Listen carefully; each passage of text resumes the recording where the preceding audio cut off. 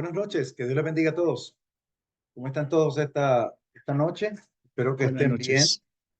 que tengan toda la energía del mundo y que podamos comenzar esta nueva jornada, esta lección, la lección número 4, para disfrutar de esta narrativa del Antiguo Testamento que realmente es preciosa y tiene gran información que compartirnos, dado que estudiar el Antiguo Testamento y su historia nos facilita, especialmente en el manejo del contexto bíblico, en el contexto en el que se desarrolla los acontecimientos relevantes del Antiguo Testamento. Vamos a la lección número 4. Todos bienvenidos y esperemos, solo déjenme capturar algo porque vamos a evaluar también la puntualidad y eso va a ser estimulado. Cada estudiante puntual va a ser estimulado de tal manera que traten de estar siempre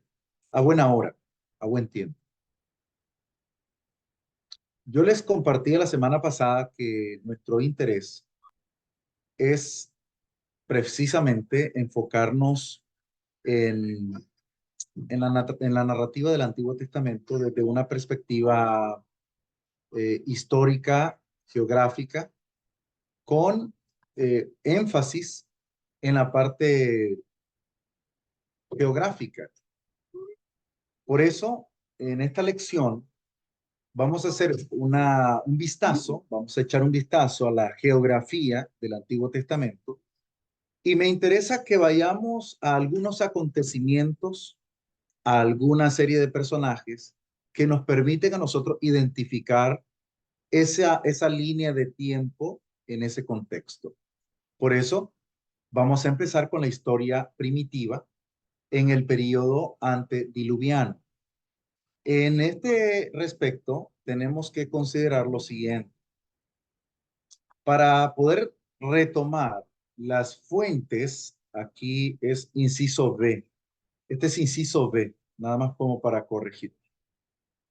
Las fuentes que nosotros tenemos del Antiguo Testamento, particularmente de los hechos, de los acontecimientos previo al diluvio, se narran en Génesis capítulo 4 y nos definen algunos acontecimientos narrativos que describen la forma de trabajo que tenía el hombre en aquella época.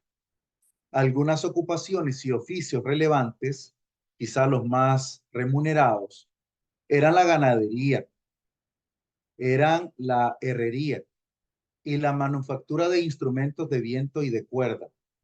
Estos instrumentos son descritos a finales del capítulo 4 con la descendencia de Caín, donde se manifiesta la forma en la cual las personas se ganaban la vida, de lo que vivía la gente, lo que hacía para vivir.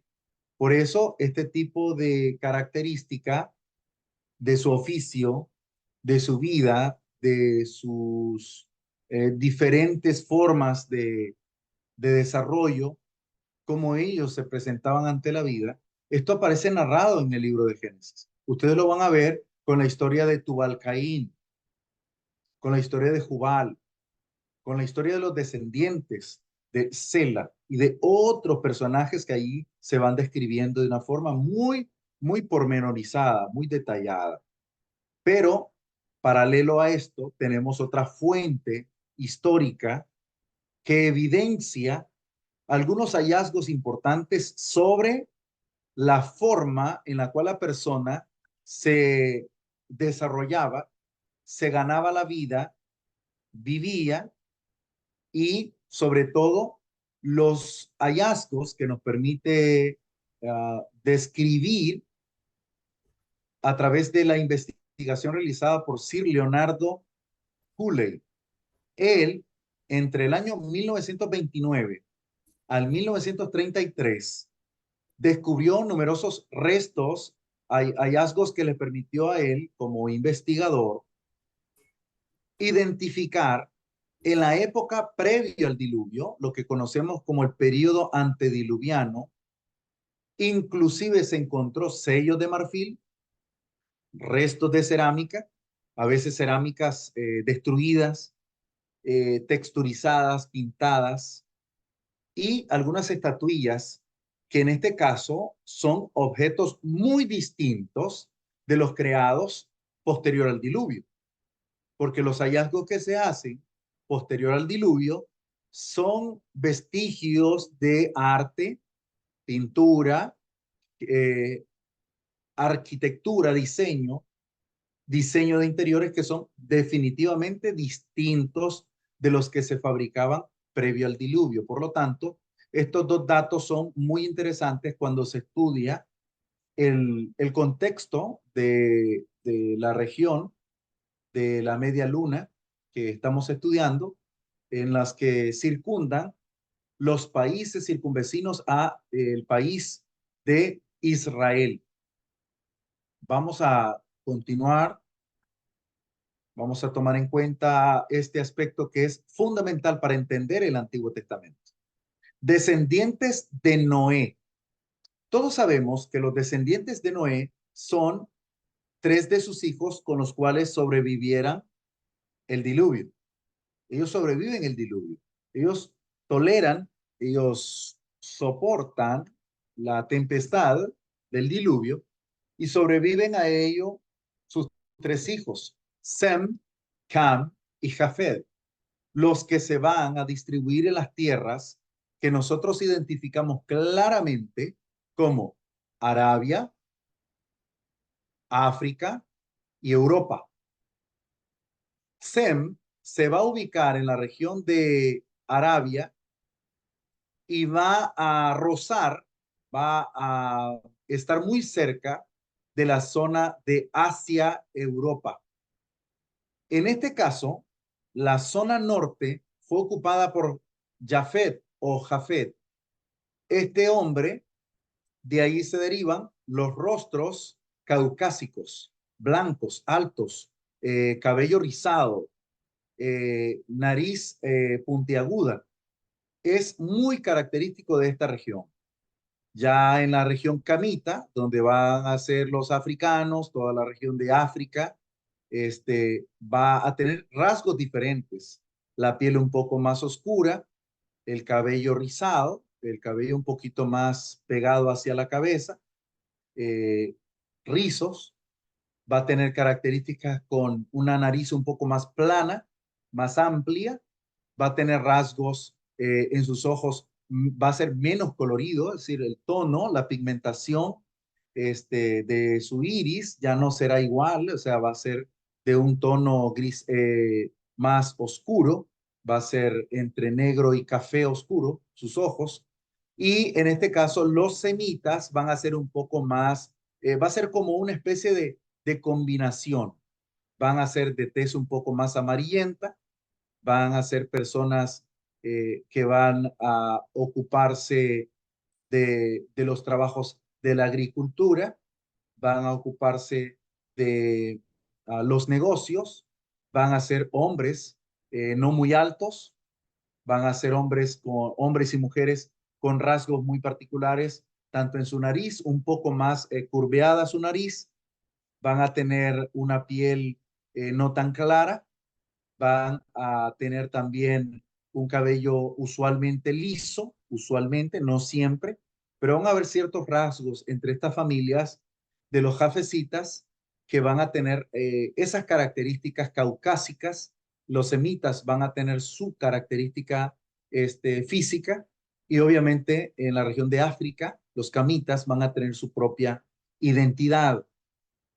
Cuando hablamos de los descendientes de Noé, necesitamos tener una comprensión un poco más detallada, un poco más amplia de los hijos de Noé. Estos aparecen en el capítulo 10, en el verso 9 del libro de Génesis.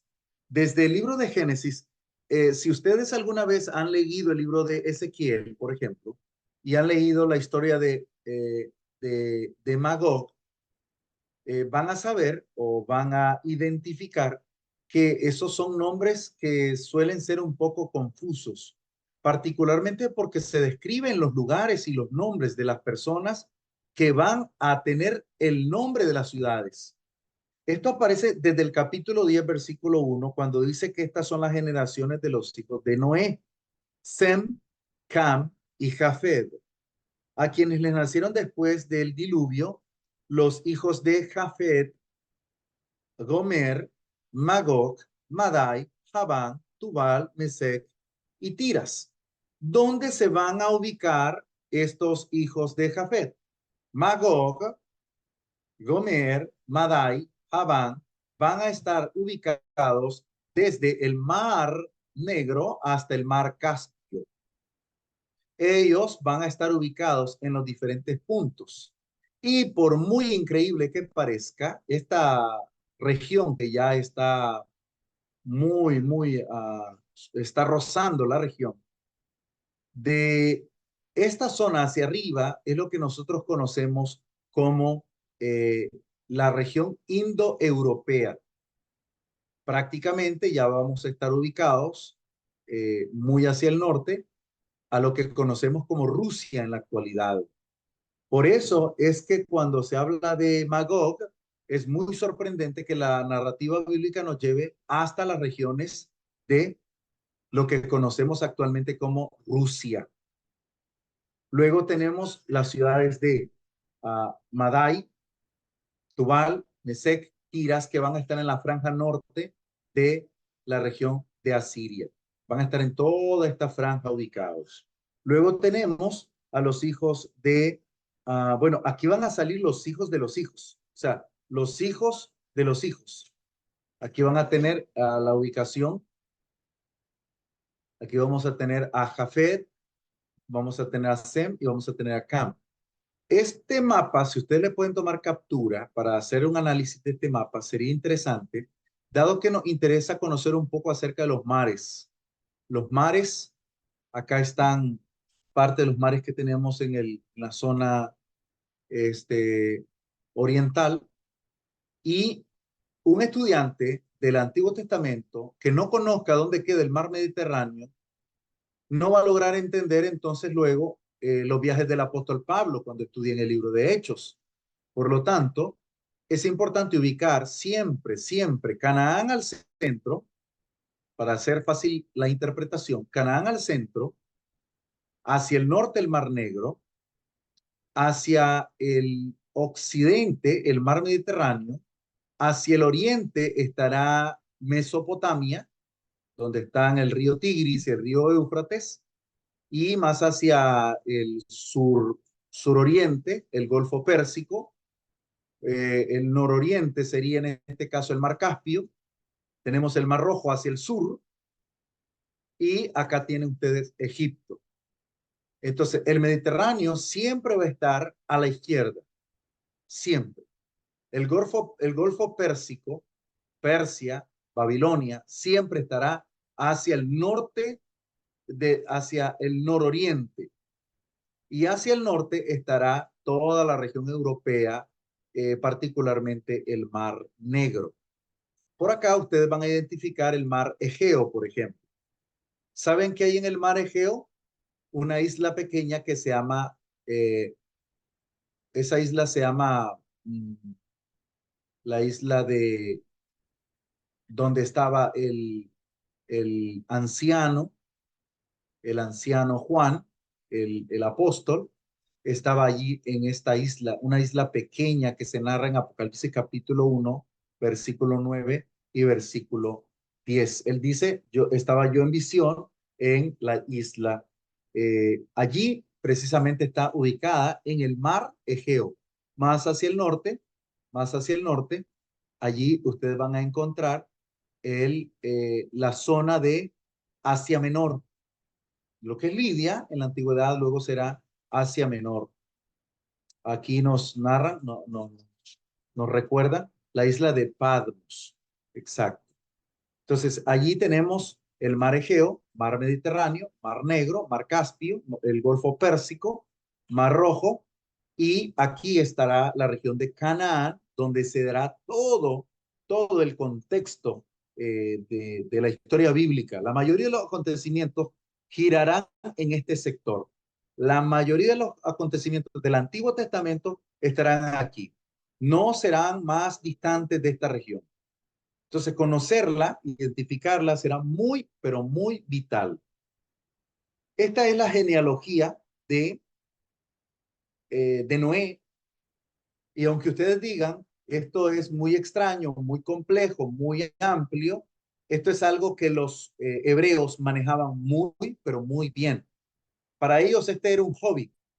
Manejar la generación, conocer la generación, era como una forma de mantener su linaje, de mantener también su memoria y saber de dónde procedía cada quien, particularmente posterior al retorno del pueblo a Canaán, cuando el pueblo va viajando hacia Canaán. Por acá hay una mano alzada de la estudiante Raquel. Tiene usted la palabra. Ujú. Profe, una pregunta. Está Sí, bastante interesante esto de cómo de los hijos de Noé, ¿verdad? Vienen dándose las descendencias tanto de lo que es la parte de Arabia, África y Europa. Entonces, la pregunta es, entonces prácticamente nosotros venimos de ellos, o como, o sea, porque venimos siendo descendencia también de Noé. Esa fue mi duda ahorita, me explotó. sí. Tenemos dos opciones, dos O bueno, opciones. pues la gente de la parte de los otros continentes, por lo menos, vienen de Noé. Claro, claro. En este caso tenemos, le voy a presentar dos opciones, dos opciones. La primera, una teoría, vamos a hablarla desde la perspectiva histórica. Esta perspectiva es de alguna forma menos bíblica, donde se dice que el diluvio solo abarcó una parte de el territorio del mundo. Esa es una teoría. En la teoría bíblica, cuando se narra, se describe el acontecimiento, se describe que cuando se da el diluvio, cubre todo el lugar, cubre todo el mundo. Y hasta donde se han encontrado vestigios de altura, hay un monte muy alto llamado Ararat, que es donde se cree que ahí descansó el arca. Ese monte está ubicado actualmente. Voy a explicar la pregunta, voy a analizar la pregunta y voy a dar la respuesta. Pero para eso tengo que explicar esto. El monte Ararat se ha encontrado, se ha ubicado un lugar donde hay un marco donde se supone allí descansó el arca, en el monte Ararat. Esto está muy cerca, bueno, en la región de lo que hoy conocemos como donde se ubicó el Imperio Bizantino y posteriormente nosotros vamos a ubicar allí en la zona oriental de Mongolia y ya les diré, nosotros allí se ubicó el Imperio Bizantino, se llamó um, ese lugar que nosotros conocemos como Constantinopla.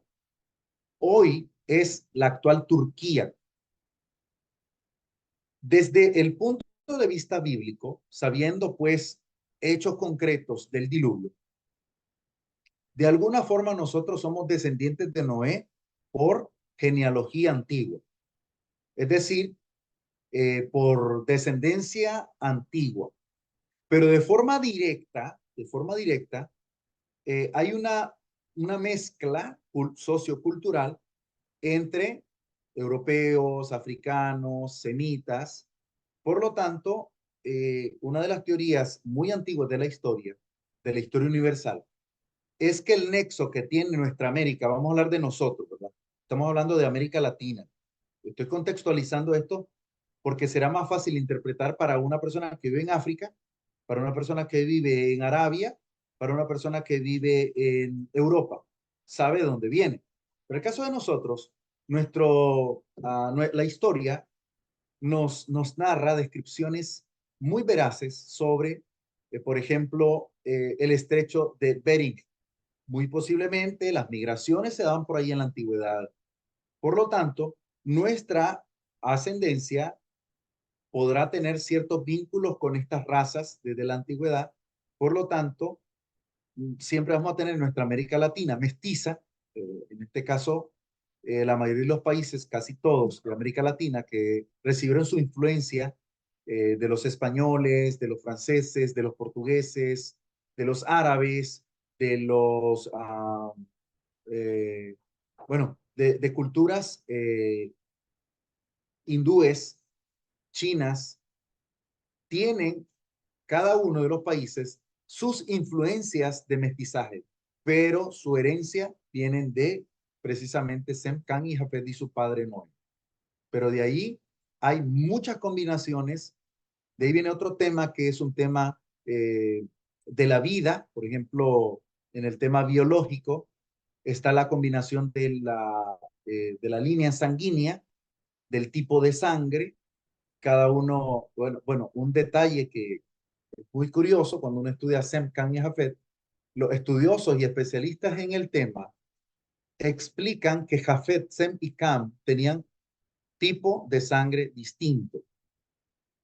Como si tal, esto es algo que de alguna forma tiene un plan, tiene un diseño de poder hacer este tipo de distribución en la tierra donde se van a poblar. Luego va a ser influencia para los rasgos de las personas también, el lugar donde viven. La línea, combinación, su raza, su identidad y su cultura. Entonces, todo esto va a tener una mezcla muy curiosa. Un detalle curioso, por ejemplo, es que en zonas de Europa, zonas muy frías, las personas van poco a poco teniendo comportamientos y rasgos físicos muy parecidos a los asiáticos. O sea que hay personas cerca de Rusia, o sea, en la zona baja de Rusia, que viven en lugares tan fríos que sus ojos comienzan a inflamarse, entonces tienen que cerrar mucho los ojos para poder mirar entre la nieve y entonces sus rasgos poco a poco se van identificando con los asiáticos. Entonces, mucho tiene que ver de esto con su geografía y con su ascendencia. Por eso ver este tema, desde dónde se van desprendiendo las familias y de dónde se va desarrollando la genealogía, nos van dejando saber dónde van a estar estas generaciones. Por eso, en las próximas imágenes, ustedes van a apreciar ya estas personas, estas figuras aquí, van a tener roles importantes en las naciones, van a tener influencia, van a tener poder, van a tener fuerza, van a tener gobierno, van a tener imperios. De aquí ustedes van a identificar, por ejemplo, de los camitas, Cus, Misraim, Fut y Canaán. Noten que aquí están las dos naciones, está Canaán y está Misraim. Este es el nombre original que se le da, eh, este es el nombre antiguo que se le da a Egipto. Aquí, desde antes del Éxodo, Misraim va a ser Egipto. De hecho, los reyes egipcios eran conocidos como reyes, como dioses, pero el nombre faraón es un nombre muy, muy bíblico, es decir, muy particular de los hebreos. De hecho, los únicos que nombran faraón a los reyes egipcios son las personas que viven en la región de Israel o que vivan en Israel y que vivan también entre las regiones de Transjordancia y la ciudad y países como Yemen. Entonces ahí tenemos estos cuatro hijos de Cam y de ahí van a desmembrarse o se van a diseminar algunos nombres que ustedes han oído seguramente. Los sidonios, los eteos, los jebuseos, los amorreos, los jerjeseos, los heveos, todos ellos descendientes directos de Canaán y que a su vez vienen naciones que nosotros conocemos como Amad, eh, Semar, Arbad y otros. Luego, los cusitas, que aparecen pocas veces en la Biblia mencionados, pero ahí tenemos algunos nombres ya de la descendencia de Raham, viene en este caso Babilonia, Erech, Akkad, Caine, Nínive. De estas regiones, todos ellos vienen descendientes de Nimrod. Esto es importante porque de aquí vendrán, noten ustedes, Me interesa que subrayen, por ejemplo, Cus, Misraim, Fud y Canaán. De Canaán, ¿quiénes van a salir? Los eteos, jebuseos, amorreos, jerjeseos, heveos, etcétera. De Canaán. Y de Cus van a salir todas estas naciones, pero la más sobresaliente es la nación que funda Nimrod, donde van a salir las naciones semíticas de Babilonia, de Acadia, de Nínive, que será la capital de Asiria. Luego, por el otro lado, de la tribu o de la familia de Sem, vamos a tener nombres como Ashur, que también a su vez se va a aliar, Asur se va a aliar con Babilonia para fundar Ur de los Caldeos. Y luego vamos a tener la descendencia de Aram, la descendencia de, bueno, las otras descendencias, y de Aram viene Uz. ¿Alguien sabe quién es de esta región? ¿Quién vivía en esta región? De la descendencia de Aram, Mesec, Geter, Uz y Un, Era Job. Job. Ahora ya ven que Sem, o sea, que Job no está tan alejado de los semitas. O sea, está dentro del linaje de las primeras familias semitas.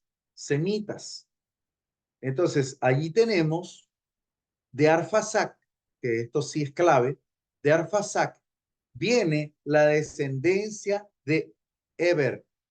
Y Eber será el nombre que van a determinar a los descendientes de Eber. De los descendientes de Eber van a salir Peleg, Joktam. De aquí van a salir la descendencia de los hebreos.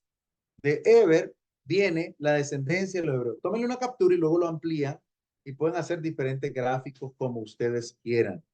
Pero me interesa muchísimo que ustedes vean que de Joktam va a desarrollarse, o sea, de estas familias van a desarrollarse los hebreos. Por esa razón, se le va a llamar al mismo Abraham hebreo, porque es descendiente de Eber. Por eso es hebreo. Ahora, ¿por qué se llama hebreo, israelita y judío? ¿Se han preguntado ustedes por qué no llamarle igual? O sea, ¿por qué no se le llama igual a los hebreos, a los israelitas y a los judíos? Porque no es lo mismo decir hebreo que decir judío. Aunque su familia es vinculante, aunque ellos son primos, o sea, tienen una ascendencia similar, hay que distinguir que los hebreos son los descendientes primarios, que son los descendientes directos de Peleg y de Eber. Por lo tanto, todos los descendientes de Eber son hebreos, entre los que incluyen a Abraham, a Nacor, a Taré, a Aram.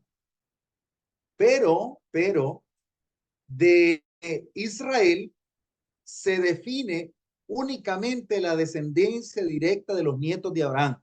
En otras palabras, los hijos de Jacob. O sea, las 12 tribus de Israel son israelitas. Las 12 tribus de Israel son descendientes de los hebreos, pero son israelitas propiamente dichos. Ahora bien, dentro de las 12 tribus de Israel hay una única tribu llamada la tribu de Judá. Por lo tanto, el nombre judío no solo se va a referir a los de la nación que toman la parte de distribución de la tierra de Judá, sino todos aquellos que guardan la ley y que van a vivir conforme a la palabra de Dios, porque a ellos, los judíos, llámense benjamitas, llámense efraimitas, llámense levitas, llámense judíos, los que habitan en la región sur, cuya capital será Jerusalén, luego lo vamos a ver en la distribución del reino, debemos de entender que judíos son los descendientes directos de Judá, pero que son aquellos que guardaron la ley, aquellos que se apartaron de la contaminación, aquellos que no vivieron la invasión asiria en la zona norte de Jerusalén. Luego con el mapa lo voy a ampliar un poco, así que no se vayan a ofuscar, a preocupar por tanto nombre y palabra. Entonces salimos de la tabla de las naciones de Génesis 10 y luego vamos a ver algo interesante. El período postdiluviano abarca desde Nimrod, Asur, los pueblos sumerios, los semitas, desde los que se van a diseminar Akkad, que son los semitas que conquistaron el Sinar, liderados por el rey Sargón I, el primer Sargón. Luego habrá otro Sargón que vamos a mencionar aquí en la narrativa bíblica. Los semitas y los sumerios se unen, establecen su capital en Ur, lo que conoceremos luego como Ur de los Caldeos. De ahí saldrá el amigo de Dios, Abraham. Luego los amorreos en el 1050 a.C. se establecieron al noroeste de la media luna fértil bajo el gran Hammurabi, el rey Hammurabi en 1948 al 1905 a.C. Este es contemporáneo con Abraham. Algunos lo identifican allá por el capítulo 14, capítulo 15, con Kedor Laomer. No sé si ustedes lo han leído esa parte. Eso aparece en el capítulo 14. Lo identifican a Hammurabi con Amrafel, Bueno, eso es las propuestas históricas. 14.1 de Génesis. Dice que aconteció en los días de Amrafel, rey del Sinar, haciendo alusión directa a esta nación. Luego ellos gobernaron Elam hasta el Mediterráneo. Pregunta, comentario.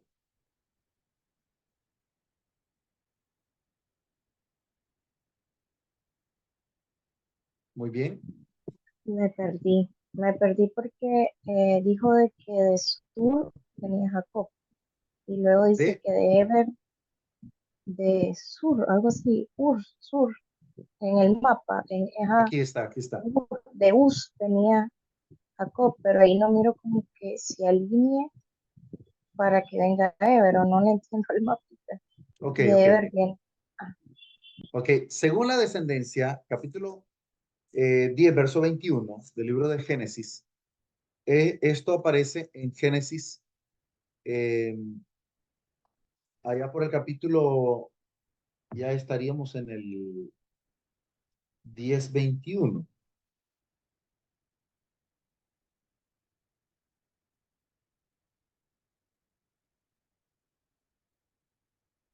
Verso 21. También le nacieron hijos a Sem, padre de todos los hijos de Eber, y hermano mayor de Jafet. O sea que de Sem viene Eber, Y Eber, en la traducción, muchas traducciones aparece con H. De Eber es que viene la genealogía en este caso, de las naciones en las que incluye a Israel. O sea, Israel viene de Eber. Jacob viene de Eber. Lo que pasa es que en esta genealogía todavía no ha nacido Jacob.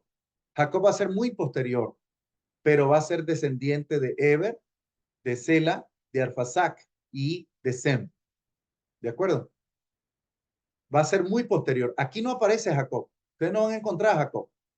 ¿Por qué? Porque va a aparecer muchos años más tarde. Muy bien, continuemos. Gracias por la intervención. Si tienen una duda, pueden hacerlo con confianza. Gracias. Los hebreos en la mira de los imperios. ¿Por qué el pueblo de Israel estaba constantemente en conflicto con sus vecinos y con los grandes imperios? Bueno, hay muchas razones, pero de las más importantes es por su ubicación geográfica en lo que conocemos la media luna fértil.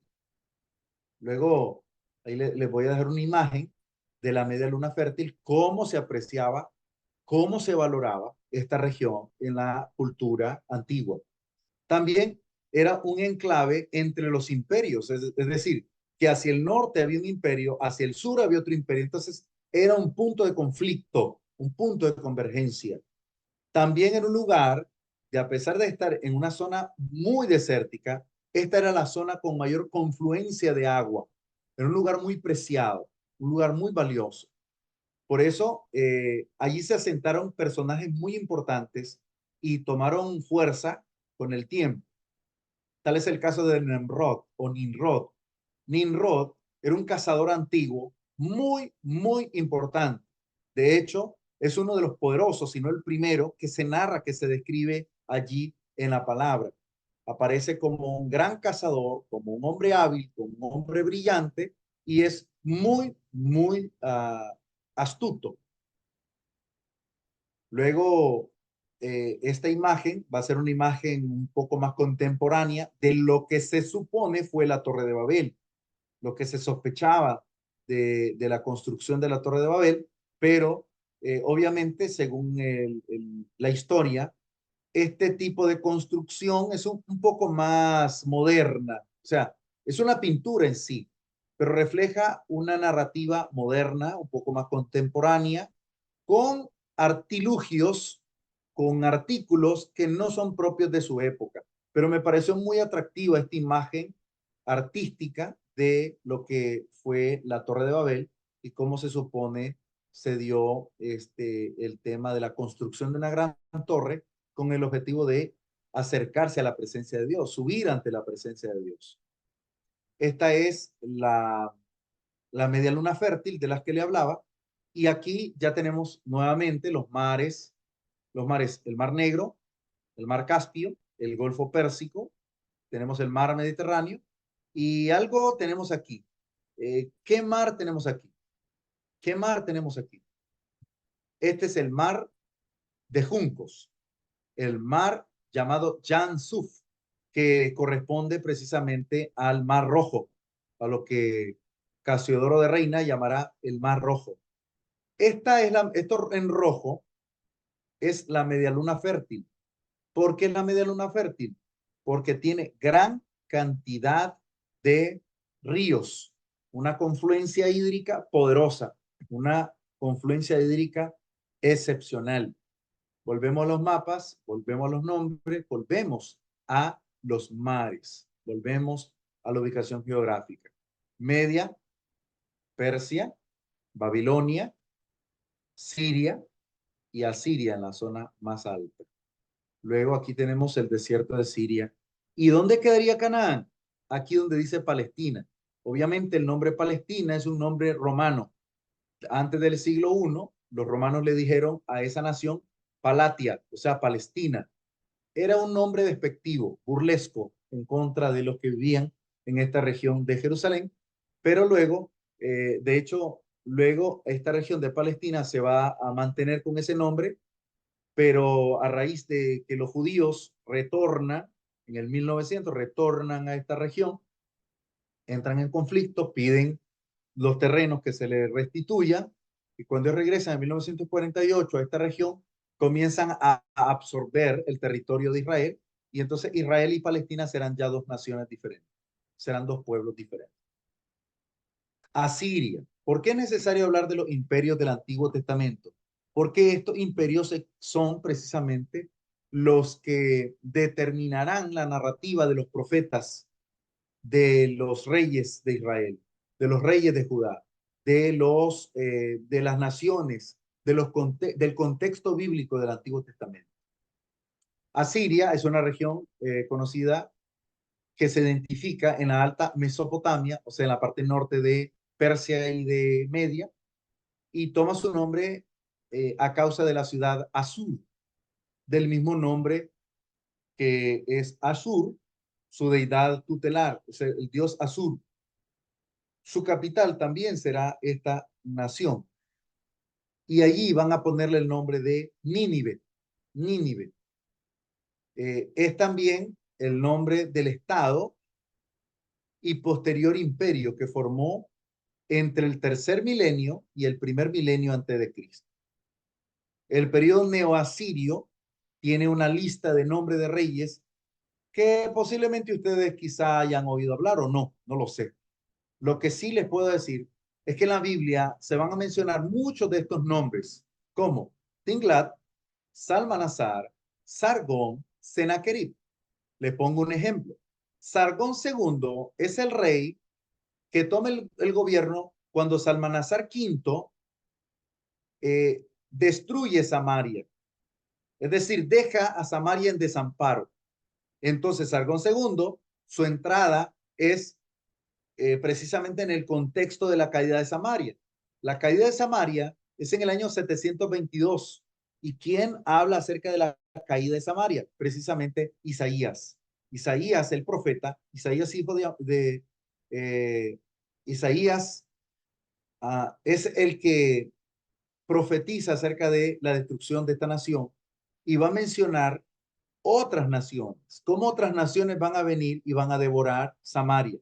Para ponerle en contexto, lo que hizo Sargón fue llevarse a la población e introducir a Samaria muchas personas de otros pueblos paganos y llegaron a Samaria y tuvieron una íntima vinculación con los samaritanos. Por lo tanto, los samaritanos quedaron en pleno desamparo. Ellos se combinaron, o sea, su linaje se perdió. Los samaritanos ya no tenían una dirección religiosa como antes la tuvieron. Ya ellos habían perdido su orden. Ya los samaritanos perdieron prácticamente su linaje. Por lo tanto, los samaritanos y los judíos ya no se llevaban entre sí en el capítulo 4 del libro de San Juan.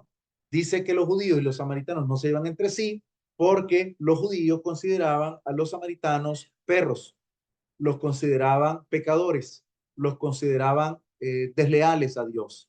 Por lo tanto, esta nación va a ser muy vinculante con Sargón. No van a tocar la nación de Judea. Ellos ya harán invasiones, pero no lograrán el mismo éxito. Sennacherib envía a un embajador en tiempo de un rey que nosotros conocemos, un rey en el Antiguo Testamento llamado Ezequías, y este Sennacherib envía a una especie de regente llamado Rapsacés, y allá por el capítulo 31, 32 del libro de Isaías, se va a describir cómo el Rapsacés le dice a la nación de Judá que va a destruirle, que va a gobernarle. Pero esto no se logrará, dado que Dios enviará a un ángel que lo va a proteger y ellos van a ser librados en una cruenta guerra donde hay muchas muertes de parte de Sennacherib y sus podemos decir, sus vasallos.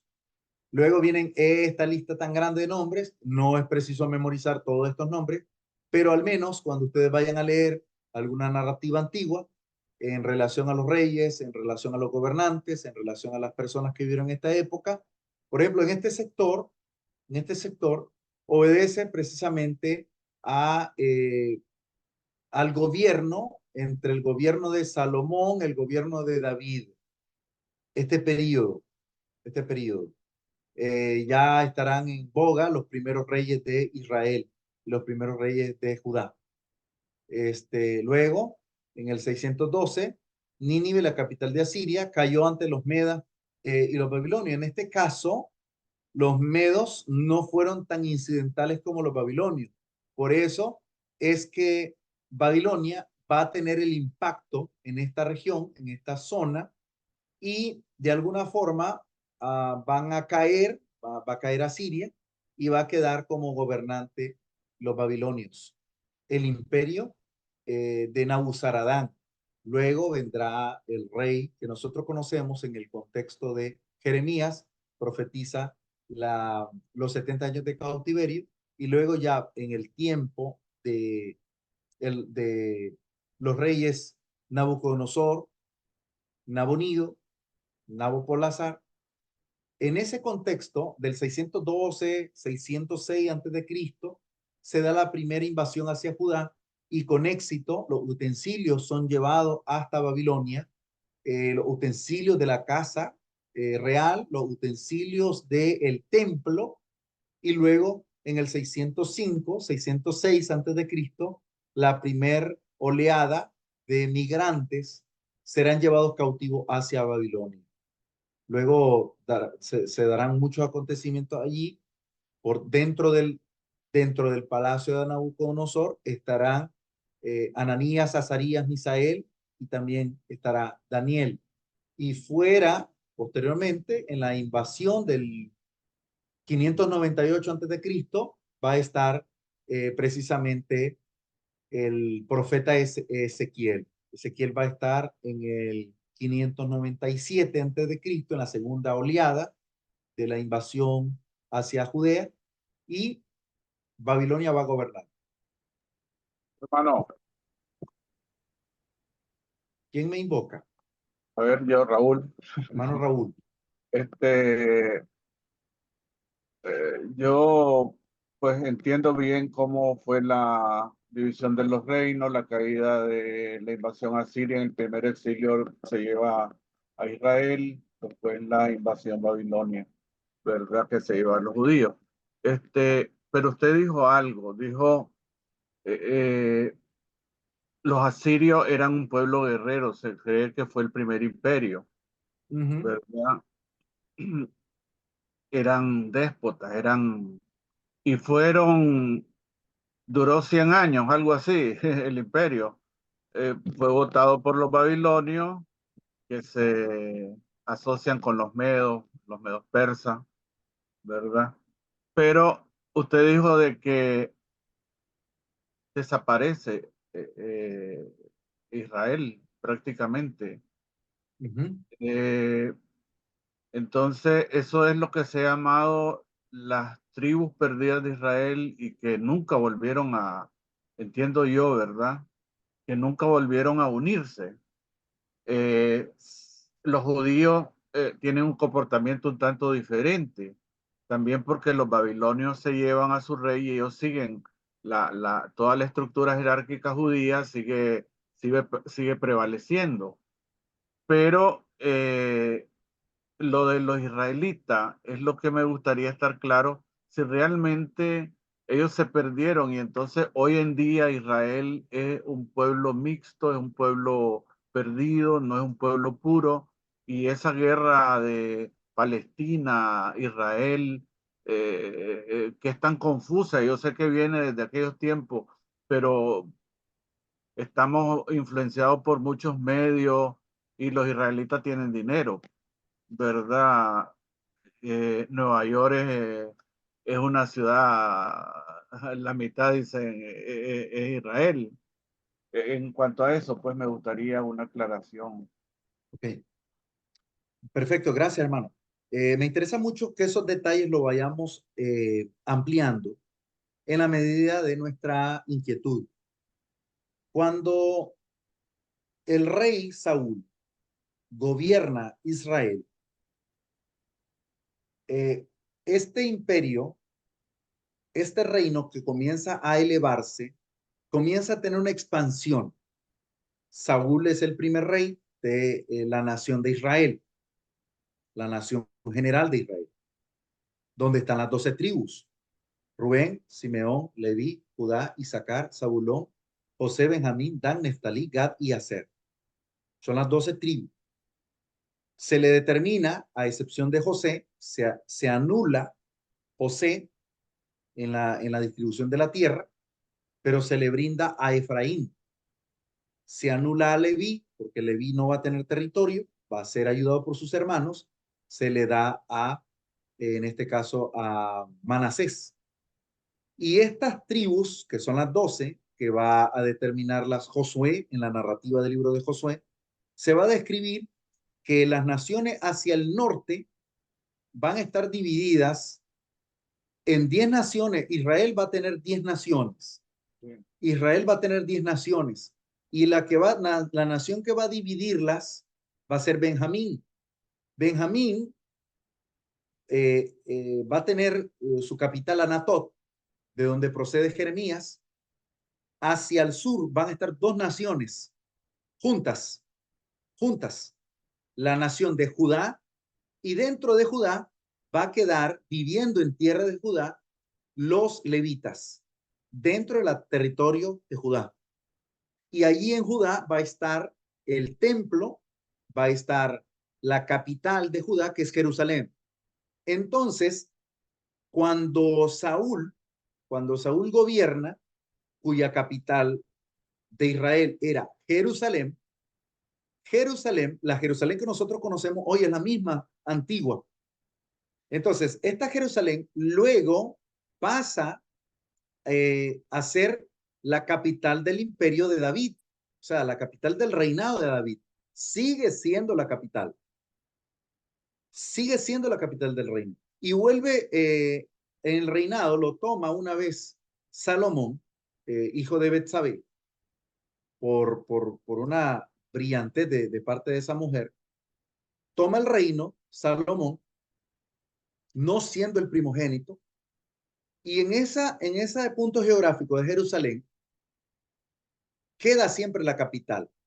¿Cuántas veces fue capital el reino de Israel? 3 veces en cada uno de los reinados de Saúl, de David y de Salomón. Pero hubo un problema cuando entra el reinado de Roboam.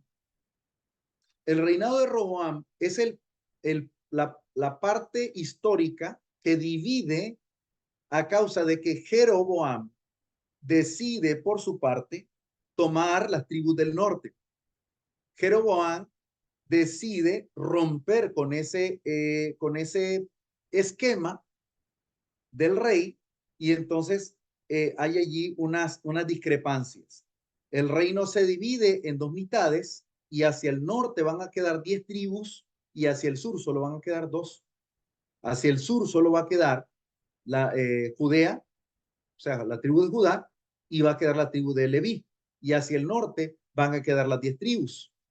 Pero como se divide la nación hacia el norte y hacia el sur, Israel va a tener su capital en Samaria y Judá va a tener su capital en Jerusalén. Por esa razón, la pureza de los judíos puede ser conservada a través de los del sur, no los del norte. Porque los del norte, la nación de Israel, ya no eran puros. Ya esta nación ya no era pura, era combinada, era mestiza. Pero la del sur, los judíos, siempre mantuvieron o trataron al menos de mantener su linaje, mantener su grado de pureza. Por esa razón, Dios de alguna forma castiga a los judíos, pero para purificar de alguna forma al pueblo, para quitarle sus viejos hábitos, sus viejas costumbres de tomar decisiones inapropiadas, adorar a dioses paganos y comenzar a incursionar en situaciones difíciles. Entonces, ahí tenemos esos 2 grupos. Para aclarar, alguien comentaba por acá que cree que es Benjamín y Judá. Pues quiero decirle que Benjamín prácticamente, como era la zona fronteriza, parte de los benjamitas se conservaron y parte se contaminaron. Por eso los benjamitas de Anatot fueron parte de los que sí se conservaron, de la descendencia de Jeremías, por ejemplo. Por eso Jeremías le predica a Judá. Jeremías se conserva, pero parte de los benjamitas también fueron arrastrados por el resto de las tribus. Pero entonces, estas tribus, obviamente dentro de la nación de Judá, no solamente habían judíos de linaje, sino que habían algunas familias migrantes de otras tribus que se radicaron en Judea, que se radicaron en la nación de Judá. Entonces ya estos 2 eran países propiamente dichos, el país de Judá y el país de Israel. Por esa razón, cuando hablamos de israelita, tenemos que ser muy cuidadosos para saber a qué denominamos israelita, porque es más, ya la gente ya no se denomina israelita como tal. Si usted va a esa región, se le denomina israelí. ¿Han notado ese modismo, esa forma, esa expresión lingüística? Es para distinguir la nación moderna ya estructurada como la conocemos. O sea, la nación de los últimos 80, 70 años. O sea, la nación, la fortaleza que miramos de Jerusalén, de, de la nación de Israel, que ya prácticamente se amplió, o sea, se amplió en toda la zona oriental del mar Mediterráneo. Ahí está casi todo de Israel. Ustedes van al mapa moderno, y van a encontrar que solamente hay unas porciones cerca del Jordán que le pertenecen a Palestina y en la franja de Gaza que le pertenece también a Palestina. Entonces es una pequeña porción de 40 kilómetros aproximadamente que le pertenece a Palestina, pero el resto es de Israel. Ahora se preguntarán, ¿cómo hizo Israel? Israel tiene, como nació, unos 70 años. El Israel moderno, pues. El Israel moderno tiene unos 70 años, pero es que ellos son un cerebro ambulante. Ellos tienen un sistema para recolección de agua, sistemas hídricos, eléctricos, generación de energía limpia. O sea, son muy inteligentes, muy brillantes. Entonces, no es extraño que ellos sepan de negocios. Ellos siempre invirtieron en su conocimiento. Si hay algo que tenemos que reconocer de los judíos, es que los judíos no invierten su riqueza en casas, invierten en ellos. O sea, ellos invierten en su conocimiento. Por esa razón, cuando los judíos salen de Alemania, ya después de la guerra, de la Segunda Guerra Mundial, ellos salen para crear, salen para inventar, salen para desarrollarse. ¿Por qué? Porque todo lo tenían, todo lo aprendían. Eran herreros, orfebres, matemáticos, contadores. Entonces, ellos eran especialistas en aprender. Por lo tanto, para aclarar esos aspectos de la historia, hablar de Israel actualmente es no hablar necesariamente de una pureza de nación, sino de lo que quedó de la nación, del remanente de los judíos que se unieron y se fortalecieron y se multiplicaron. Entonces, prácticamente esa nación volvió a ser su nación hasta el siglo, hasta el siglo XIX, a mediados del siglo XIX, porque antes los judíos se habían dispersado. Recuerden que los judíos pasaron por diferentes etapas difíciles, especialmente cuando fueron gobernados, esa región fue gobernada por los árabes, por los mozárabes. Y hay mucho que decir, pero creo que eso lo van a ampliar mucho en Historia del Cristianismo. No sé, posiblemente yo mismo les dé esa clase, seguramente, no lo sé, pero en esas materias se ve mucho ese tipo de aspectos de cómo se pobló esa región hasta llegar a la actualidad. No sé si Roberto estuvo en algunas clases, Roberto Batz, en esas clases, no lo sé, pero fue interesante ese aspecto. Pueden ver también en la plataforma algunos de estos videos. Ya estamos en corto, ahora sí, estamos en la recta final. Me gusta, pero me preocupa porque tenemos dos cositas que señalar. Pero yo sé que ustedes querían saber mucho de estos aspectos y me parece interesante. ¿Qué es Babilonia? Babilonia es la actual Irak. Y Babilonia es una de las 7 maravillas del mundo antiguo porque allí fue creado los jardines colgantes de Babilonia. Allí, aparte de estos jardines, la próxima semana a lo mejor les comente en un receso para mientras descansamos, les puedo contar un poquito acerca de las 7 maravillas del mundo antiguo, que es precioso. Y ahí estaba la nación imperial de Babilonia, encabezada por su máximo exponente, Nabucodonosor, que se envalentonó en contra de Dios y se sentía Dios mismo en la tierra. Luego tenemos otras naciones, como la nación de Persia, es la actual Irán, y hay una ciudad llamada Persépolis, en honor a Persia, y allí los turistas llegan, se toman una foto y recogen ese acervo cultural, ese reconocimiento de la tierra y esa cultura exquisita. Tenemos Siria, algunos de sus monumentos y reliquias, allí están dentro de los campamentos. Tenemos naciones como la nación egipcia, cuya cultura ustedes investigaron y estuvieron enviando información, se pusieron al día algunos de ustedes y van a ir poco a poco obteniendo puntaje. Es interesante ver lo de las culturas, ver lo de la narrativa histórica, y cómo ubicarnos en el mapa del mundo antiguo. Eso es importantísimo.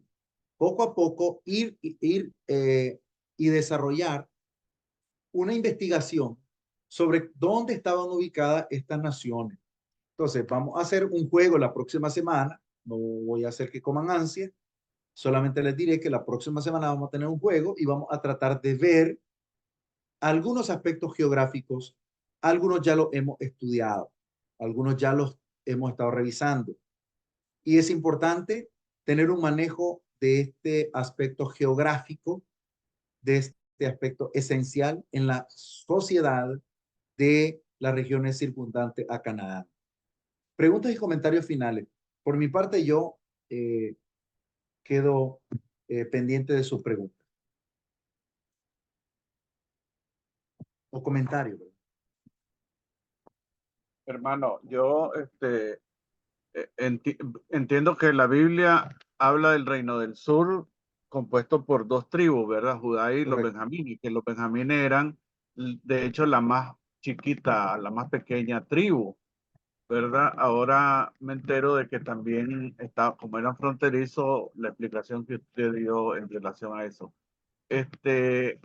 Pero extrabíblicamente también he estudiado algunos aspectos en el que se cree que además de las dos tribus estaban los levitas, porque como el trabajo que Dios les dio era atender el templo y el templo queda a la hora de la división del reino en Jerusalén, en el reino del sur, entonces se infiere que ellos quedaron en el templo en el reino del sur, que la Biblia entiendo que no lo menciona, menciona solamente a dos tribus, como decía, la tribu de Judá y la tribu de los Benjamín. Claro, claro. En este caso, la gran parte de Benjamín queda resguardada en territorio de Judá y hacen alianza como nación. Pero, en el caso de los levitas, ya se narraba, o sea, ya se sabía que los levitas estaban dentro de la nación de Judá, porque eran los que oficiaban el culto, eran los que custodiaban los temas religiosos. Obviamente, cuando la nación sufre el cautiverio, ellos retornarán del cautiverio tristes, con aflicción, y ellos van a batallar para poder restituir, reedificar, levantar los muros, y de ahí va a partir la profecía de las 70 semanas de Daniel, por ejemplo. Parten de ese principio y se va a narrar, o sea, se va a profetizar desde la orden de edificar el templo, levantar los muros de la ciudad en tiempo de Nehemías, y luego la llegada del Mesías príncipe, o sea, de Jesús, y de la unción del príncipe, o sea, el bautismo de Jesús. Eso narra las 70 semanas de Daniel, profetiza eso. Por lo tanto, esa descripción lineal del tiempo nos permite conocer que las naciones que más se cuidaron fueron la de Benjamín, de Judá y de Leví. Prácticamente hicieron una alianza para custodiar el linaje, pues la pureza. Por eso cuando los fariseos decían de qué tribu eran, ellos se sentían orgullosos porque ellos eran descendientes o de Judá, o de Leví, o de Benjamín. Esas eran de ahí descendían. Ahora, por acá nos comentan, ¿dónde está Grecia? ¿Dónde está Grecia? Pues Grecia no está en Asiria. Por acá me preguntaban si estaba en Asiria. No. Grecia, lo vamos a estudiar posteriormente, pero Grecia está por acá. Vamos a verlo. Aquí. ¿Notan ustedes esta región? Entonces, Grecia quedará en todo este sector. Grecia, Macedonia. Macedonia va a quedar por acá. Macedonia, ustedes recuerdan la ciudad de Corinto, el istmo de Corinto. No sé si lo identifican. Entonces, Corinto está aquí. Este es el istmo de Corinto. Entonces, esta es la región de Acaya, lo que Pablo llama los hermanos de Acaya. Estaban aquí. Y en la zona norte estaba Grecia, Grecia, Macedonia, Filipo, o sea, su capital era, teníamos Macedonia, su capital era Tesalónica y Filipo, eran las dos ciudades importantes. Y ahí estaba Grecia, muy cerca de Italia, o sea, cerca de la región de Italia. Esta es Roma, este es el Imperio Romano. Aquí ustedes van a encontrar a Roma. Se parece a una bota. Los historiadores, cuando uno da clase de historia, uno le dice la bota romana. ¿Por qué parece una bota? Tiene la figura de una bota.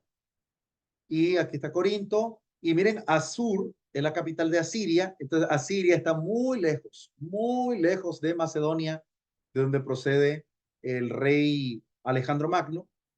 O sea, que está muy distante, pero muy distante una ciudad de la otra.